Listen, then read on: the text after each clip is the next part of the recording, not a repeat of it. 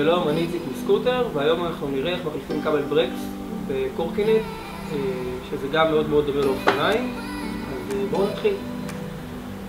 אוקיי, בשלב הראשון אנחנו נצטרך כלים, שזה אלן מספר 5, רצוי טורק שיהיה אחיזה יותר טובה, וקאטר.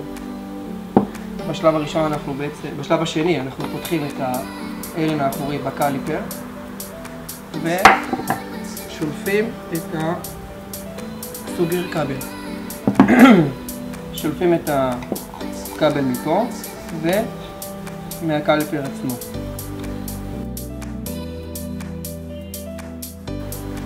אוקיי, בואו נפתח את הכידון ונוריד אותו בעצם למטה, שזה יקל על העבודה. אפשר לעשות את זה גם שהכידון פתוח וגם שהוא מקופל.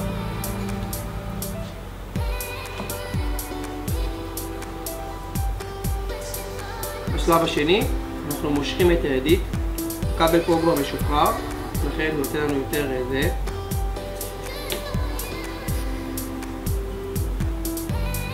מסדרים את ההברגה בצורה שהמגרעת תהיה בצורה כזאת שנוכל להוציא את הכבל החוצה. שולפים את הכבל מהידית, והפעולה הזו הבאה היא משיכה של הכבל.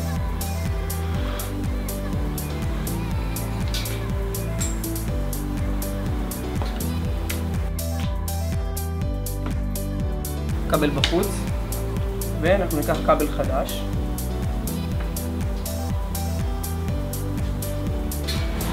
בצורה כזאת, ונשחיל את הכבל החדש לתוך המוביל כבל. זה נקרא מוביל כבל, יש אותו גם באופניים, גם בקורקינט, זה חלק שהוא סטנדרטי לכל הכלים. עכשיו אנחנו משחילים את החוט החדש לתוך המוביל כבל.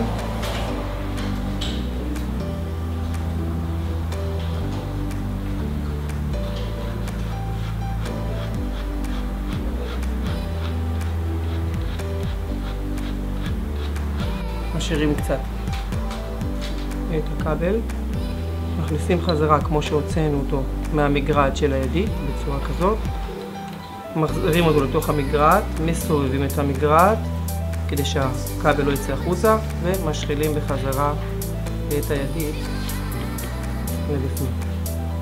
עכשיו כרגע אנחנו נחזיר את הכידון למצב עמידה,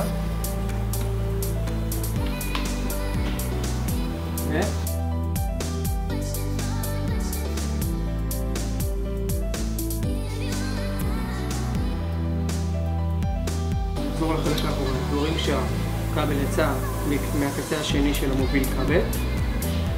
אותו אנחנו מחזירים חזרה באותו צורה שהוצאנו אותו, מחזירים ומשחילים אותו חזרה לבפנים.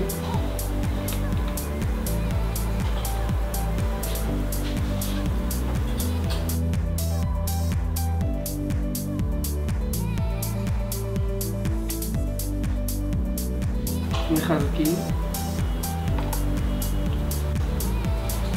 פותחים לפי האורך שצריך. יש לציין שהכבלים באים בכמה אורכים, זה יכול להיות כבל של 3 מטר, 1.60 מטר, תלוי מה, אם זה קורקינט, אם זה אופניים, כל אחד לפי הבחירה שהוא בוחר לקנות באיזה אורך הכבל. פותחים את הקצה עם הקאטר, לוקחים סופית כבל, שהחוטים כמובן לא ייפתחו, סוגרים. אני עושה את זה עם קאטר, יש כלי ייעודי גם, זה גם מספיק. סוגרים, נותנים לחיצה קטנה שמוביל הכבל, שהסוגר שהכל עובד כמו שצריך. רואים שיש עצירה, כמובן אחר כך גם לנסוע על הקורקינט במהירות איטית, לראות שהכל בסדר והכל עובד כמו שצריך, לוודא שהברגים סגורים חזק. ועוד, אם אנחנו אחרי זה צריכים פיין-טיונינג, שזה כיוון עדין, יש לנו פה ברגים, יש את זה בכל קליפר כמעט, את הבורג כיוון, שאפשר, רואים את המנוף עולה או יורד, זה מי שרוצה כבר לעשות כיוון עדין. זהו, סיימנו, ככה מחליפים כבל, תודה שראיתם, סקוטר.